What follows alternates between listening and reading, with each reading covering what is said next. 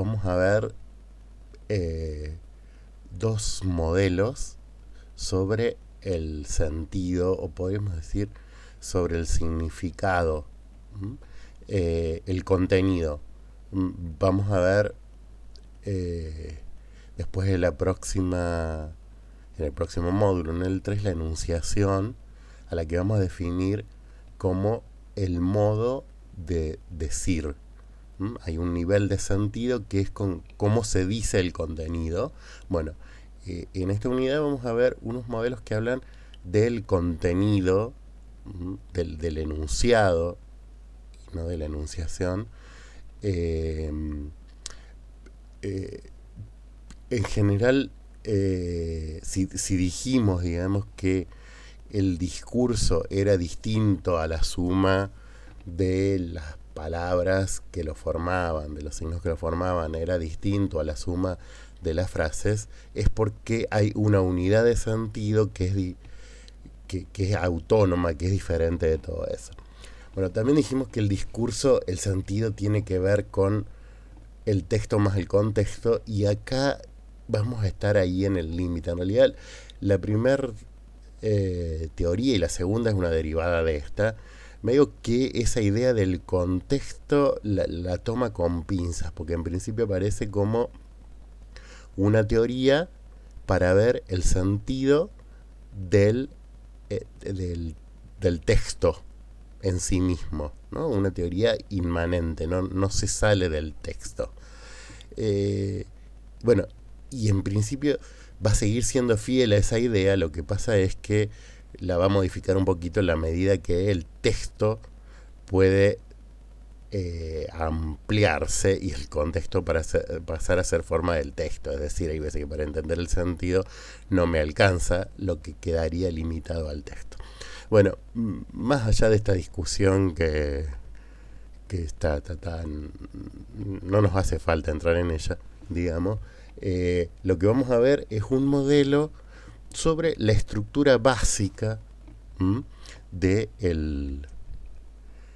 del sentido que podemos encontrar en un discurso. Y entonces uno de esos modelos es el cuadrado semiótico, desarrollado por un semiólogo que se llama Girda Greimas. Es un semiólogo lituano, pero bueno, que trabaja en Francia. De hecho, a esta escuela semiótica se la conoce como Escuela de París. Es una escuela estructuralista. eh, el modelo completo, bueno, se acordarán, no sé si hemos hecho, cuando ustedes cursaron, en los distintos momentos, mucho énfasis justamente en esta parte, pero es un modelo de semiótica que llama narrativa y discursiva, y hay como tres niveles: el discursivo, el narrativo y el nivel profundo. El nivel profundo es el nivel donde se sintetiza el sentido de un discurso, del significado, digamos. Acordemos, estamos hablando del significado, del plano del contenido, en un modelo que es una representación gráfica de esas estructuras fundamentales de sentido, que es lo que se llama cuadrado semiótico. Que tampoco es algo que desarrolla de la nada, sino que viene de la lógica y de la tradición lógica, de la lógica medieval. Ya hay algo parecido al cuadrado semiótico, y que viene de los principios básicos de la lógica aristotélica.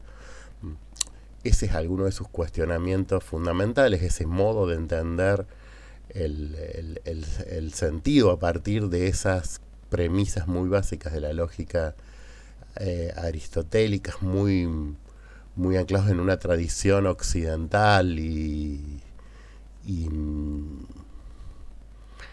bueno, y que elabora cierta jerarquía, todo el postestructuralismo va a ser crítica de esta idea. Pero en realidad, más allá de esto, somos parte de esa tradición, y yo le diría que casi todos los discursos pueden verse a partir de esta lógica. Esos principios lógicos son los muy elementales, son el principio de identidad. Una cosa es igual a sí misma necesariamente, el principio de no contradicción, o sea, una cosa no puede ser lo que es y lo contrario al mismo tiempo, digamos. Este es principio fuerte, digamos, que algunos dirían que es contrario a otras tradiciones, la idea del yin y el yang oriental, o sea, pero no estoy tan seguro que sea así, y ya van a ver por qué. Bueno, y el principio del tercero excluido. Bueno, no importa, digamos, eso está en la base fundamental. Con eso, el cuadrado semiótico va a decir que el sentido se va a organizar a partir básicamente de tres relaciones, o de dos y una tercera derivada de esas. La primera relación es la que opone un término y su contrario. Por ejemplo, si tenemos A y tenemos B, A y B son dos cosas distintas. A y B se pueden definir a partir de esa diferencia, ¿no? Si ustedes recuerdan, no volvimos a Saussure, pero bueno, está en ECO y en el grupo MI, en este modo de pensar del estructuralismo, que siempre pensamos como diferencias, ¿no? La idea de valor de Saussure, cuando define cuál es el valor de un signo, el valor del signo está dado por lo que lo diferencian de los otros signos. Bueno, ¿cuál es cómo entiendo A? Entiendo A por la diferencia que tiene con su contrario, que en este caso es B. Entonces ahí tenemos una relación que es una relación de contrariedad. Pero hay otra relación que define no solo la diferencia con B, sino que A no puede ser no A. Esta es una relación que se va a llamar de contradicción.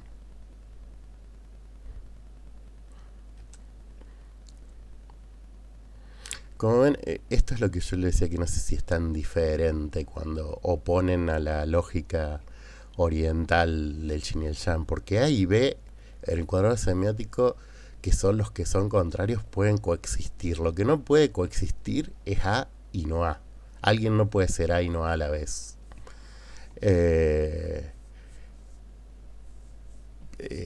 Claro, de todas maneras marca una exclusión que no es tan clara en otras lógicas, ¿no? Bueno, entonces A se define por su diferencia con B y por su identidad, que es ser no A. Al mismo tiempo, B está sujeto a la misma relación de contradicción con su contradictorio, con no B.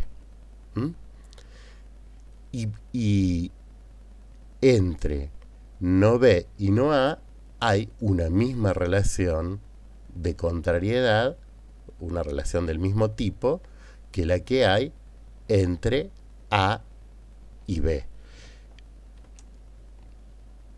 La solemos llamar relación de subcontrariedad.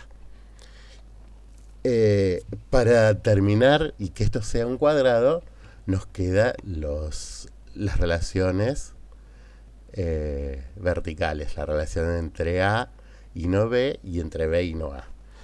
Esas relaciones son relaciones derivadas de las anteriores, son relaciones de presuposición o de complementariedad, en el sentido de que A presupone no B o se complementa con no B, no B se presupone A, digamos. Esas son ese es el cuadrado semiótico. Esa es una estructura fundamental, perdón, ese es un modelo con el que podemos dar cuenta de la estructura fundamental de sentido de un discurso. Y cuando digo discurso lo digo en sentido amplio, ¿no? O sea, del texto, qué sé yo, en principio, pero como esto puede extenderse de cualquier práctica para que se lo aplique.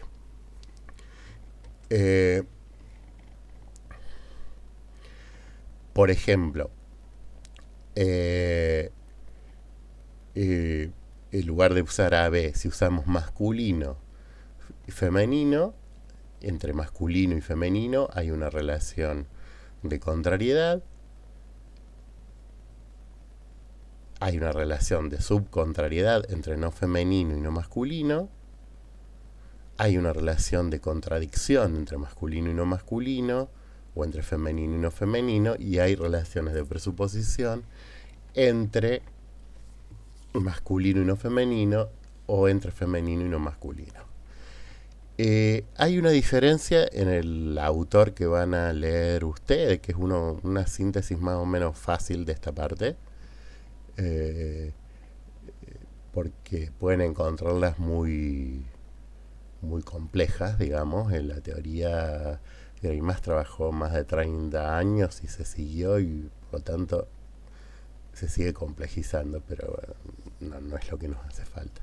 Entonces, ustedes tienen un capitulito de un autor, que es de un manual incluso de clase, y él dice algunas de las cosas que se pueden decir del cuadrado semiótico. Y van a encontrar en él, sí, una diferencia entre dos modos de definir esto, definirlos como relaciones. Si hablamos de relaciones, hablamos en términos más estáticos. Entre masculino y femenino decimos que hay una relación en la medida que nos permite clasificar,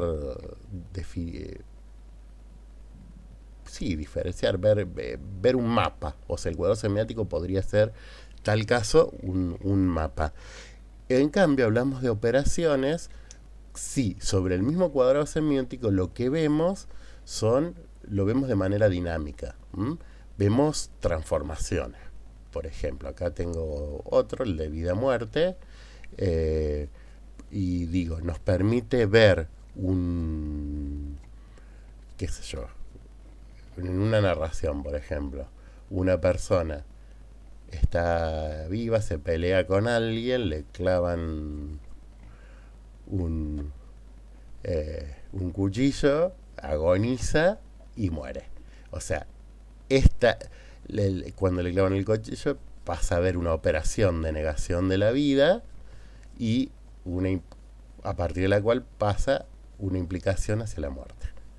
Esa es la visión más dinámica. No importa mucho, digamos.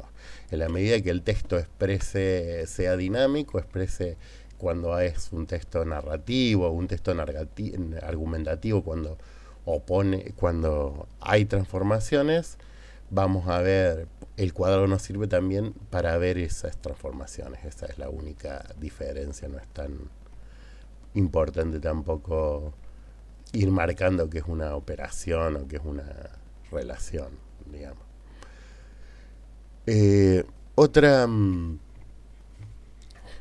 Entonces, digamos que el cuadrado tenemos así, una categoría, la categoría de la vida en este caso, que opone vida y muerte, y a partir de esa oposición primaria entre vida y muerte se definen los subcontrarios y se construye el cuadrado.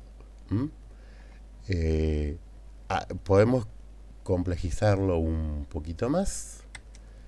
Por ejemplo, podemos hablar de metatérminos, es decir, los elementos de sentido del texto no necesariamente están en los cuatro términos A, B, no B y no A, sino que pueden asumir posiciones intermedias. ¿Tá? Entonces, hay entre los dos términos contrarios, es decir, entre A más B, hay un metatérmino que llamamos término complejo.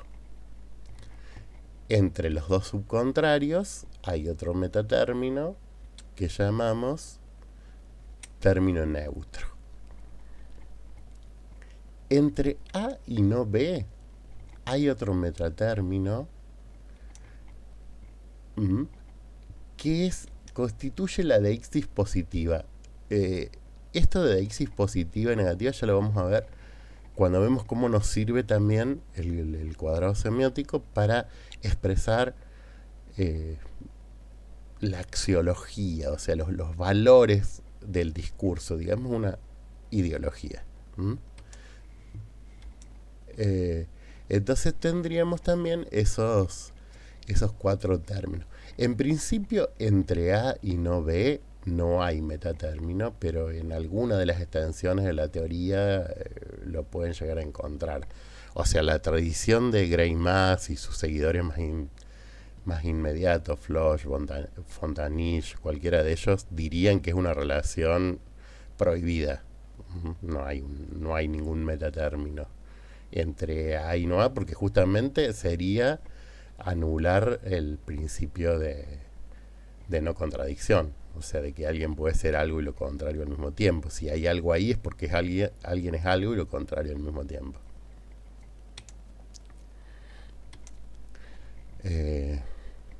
Por ejemplo, teníamos el de masculino-femenino desde el punto de vista biológico.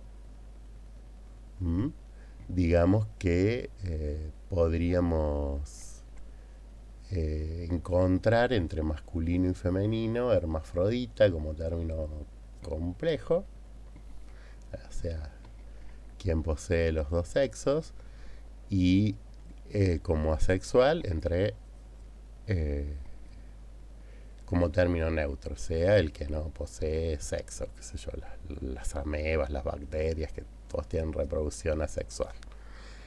Ahora, desde un punto, este mismo cuadrado, desde un punto de vista cultural, lo podemos complejizar, podemos encontrarlo más complejo todavía, ¿no? Podríamos decir que entre masculino y femenino, bueno, masculino y femenino define el lugar de hombre, mujer. Entre masculino y femenino tendríamos lo andrógino. O sea, puse drag queen, hay otras formas más neutras todavía, pero no sé si tienen nombre. Bueno, en este caso, lo no masculino sería la negación de hombre, o sea, el afeminado. Todo esto es políticamente incorrecto, ¿no?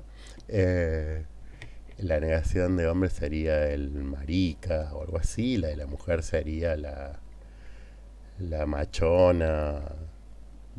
Esos serían los términos, pero digamos, el término neutro, la no sexualidad, quedaría, creo que fuera de lo real, si estamos hablando de seres humanos, pero bueno, en el mito están, por ejemplo, religiosos, están los ángeles, sin duda, que dice que no tienen sexo. Y las deisis sería las deisis hombre, no mujer, sería la exacerbación de la masculinidad, sería el macho man. Y la mujer no hombre sería también la exacerbación de la femineidad, sería la femme fatal, la vampiresa. No sé, no se me ocurre ningún concepto más moderno. No debería haberlo. Si es que avanzamos en ser más plurales y eliminar todas estas distinciones. Bueno, había hecho el otro de vida-muerte, entonces acá puse otro también que tiene que ver con la cultura literaria para poner estos lugares, los metatérminos, ¿no? Entre vivos y muertos, los vampiros, y en el término neutro, o sea que no son ni vivos ni muertos, los zombies. Bueno, vos decís, yo acá estoy haciendo un ejemplo que sale de generalidades. O sea, uno hace el cuadrado de lo que dice el texto para explicar el texto. ¿Mm? Eh, por eso alguien me puede decir, pero los zombies no están arriba, y qué sé yo, y depende el cuento, la serie, la película que esté leyendo, los zombies pueden ser cosas distintas. En general se le da a los vampiros la idea de estar entre la vida y la muerte, y a los zombies de no ser nada, pero qué sé yo, podrían ser otra cosa. Porque la idea no es esto como, bueno, esto tendría sentido hacerlo así si yo estoy usando el cuadrado, va a ser un análisis cultural de la literatura de tal cosa, de tal época, pero si no debería, para hacer el análisis de un texto tengo que ceñirme a lo que dice el texto. Y ahí vemos que estas oposiciones que yo acá presento, vida, muerte, masculino, femenino, así, surgen modalizaciones, y ahí está lo interesante, digamos. No siempre se oponen de la misma manera. Eh, Les decía que amén de estas oposiciones en las que ponemos para ver la estructura lógica, la estructura fundamental del significado, también podemos ver esto como una estructura fundamental de valores, una axiología. Ustedes van a encontrar en el texto algo que no estoy muy seguro por qué queda así. Greimás lo dice en algún momento, yo no sé si después lo cambio o no, pero que la axiología sería la categoría tímica, que es la que opone la euforia a la disforia. En realidad la categoría tímica es la categoría de las pasiones. Eh, no sé, yo hablaría de positivo y negativo directamente.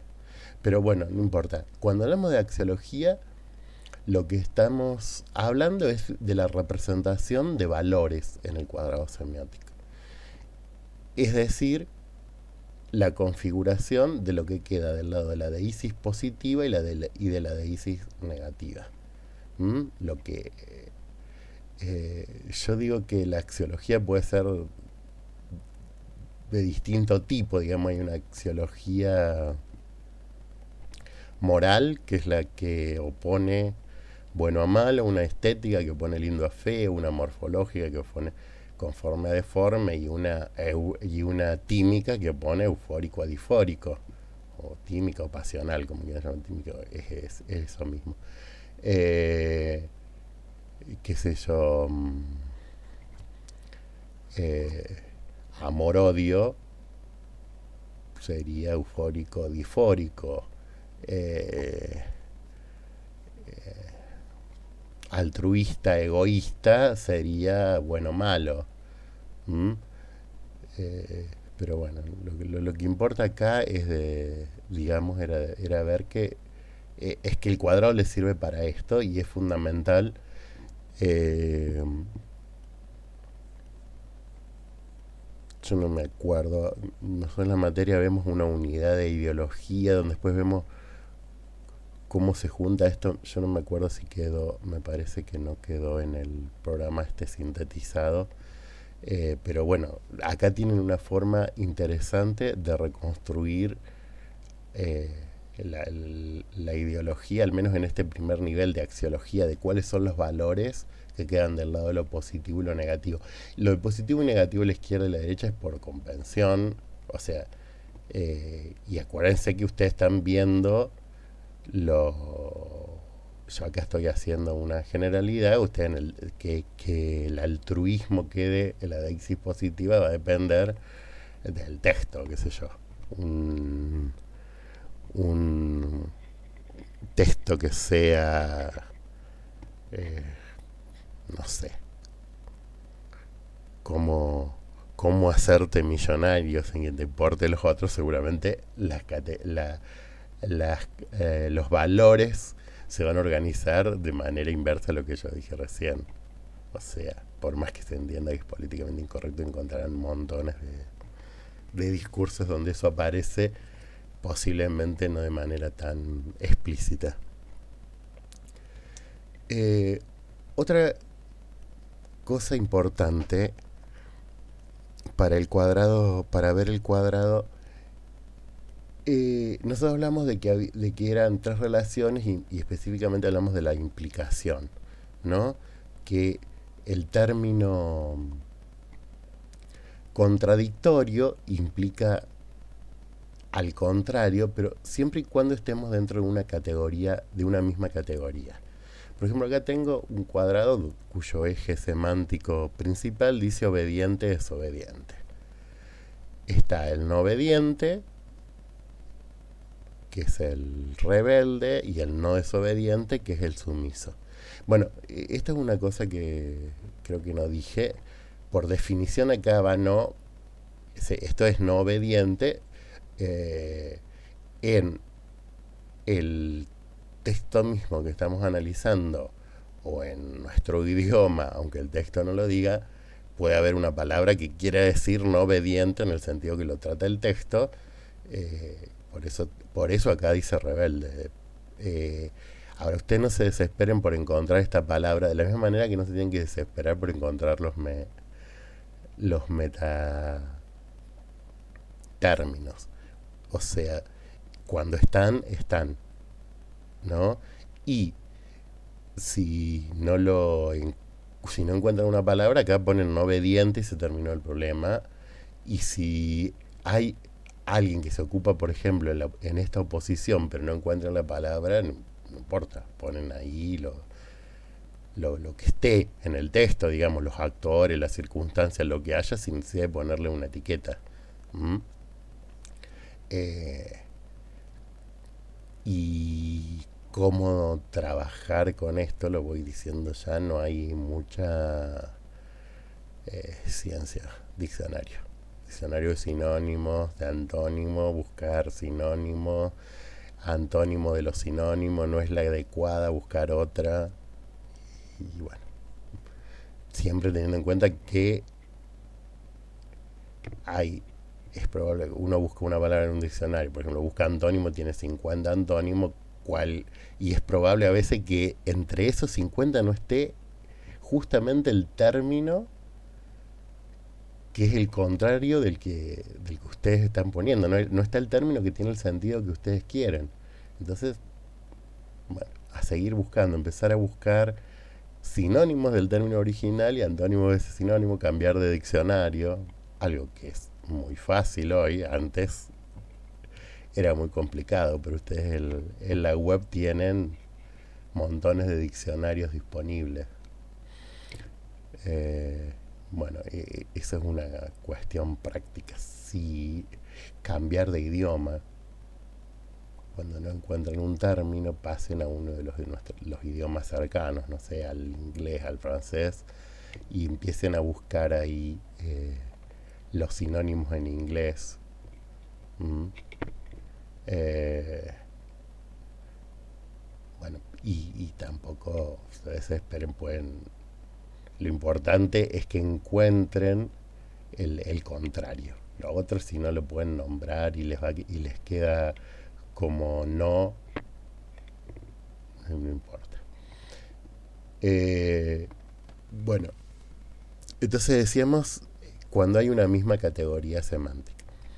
Ya van a darse cuenta por qué digo esto. En un texto, aparte, el sentido no necesariamente está en una sola categoría semántica, sino que puede ser el resultado de la homologación. La homologación sería la superposición en el mismo sentido de varias categorías semánticas. ¿Mm? Eh,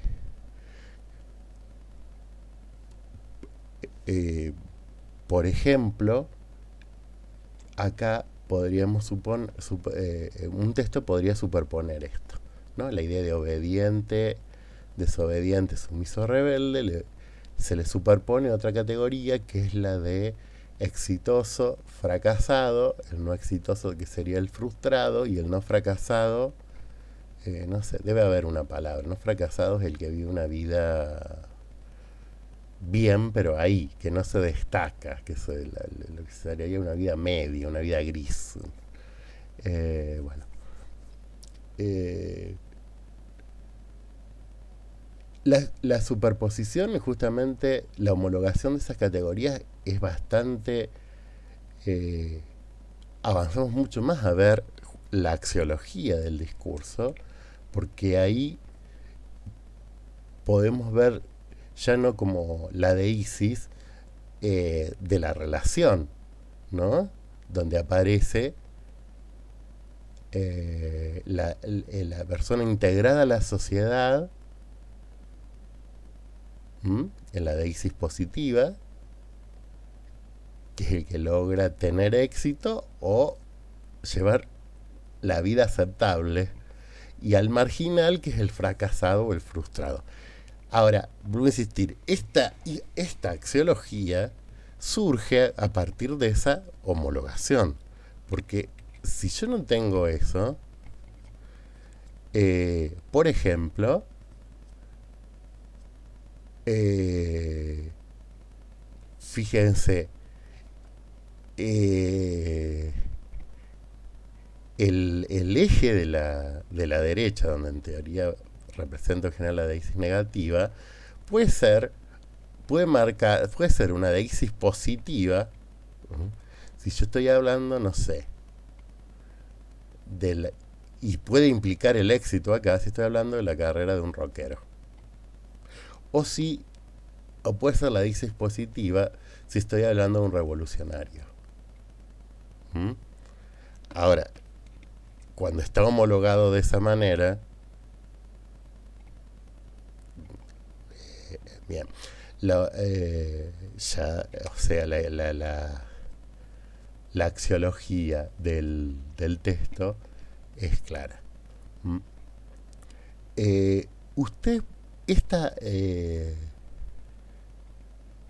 a veces es más confuso, el autor que ustedes lo van a leer dice que es más confuso, pero no es raro que ustedes esto lo encuentren representado así. ¿Mm? Este es un cuadrado que no es homogéneo, porque en realidad tiene dos categorías semióticas. Ujú. Está mostrando justamente las deísis como implicaciones en ese texto. Ujú. Pero el eje semántico de los contrarios y el eje semántico de los subcontrarios, en realidad no son los subcontrarios, sino que es otro eje de los contrarios homologable al primero. Ujú. Eh, suele ser... A ver, suele ser... Lo importante acá es que sea claro y que ustedes pueden dar cuenta. O sea, ustedes para qué hacen el cuadrado, lo hacen para, por ejemplo, para aclararse la axiología del discurso.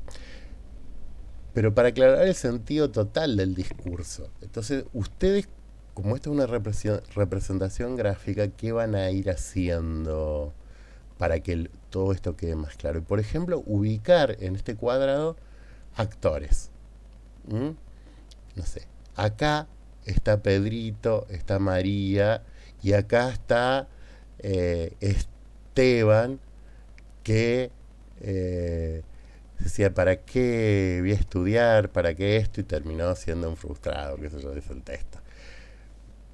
Bueno, actores, transformaciones, momentos, depende si el texto es más narrativo, más expositivo, qué sé yo. Pueden ver las transformaciones. ¿Mm?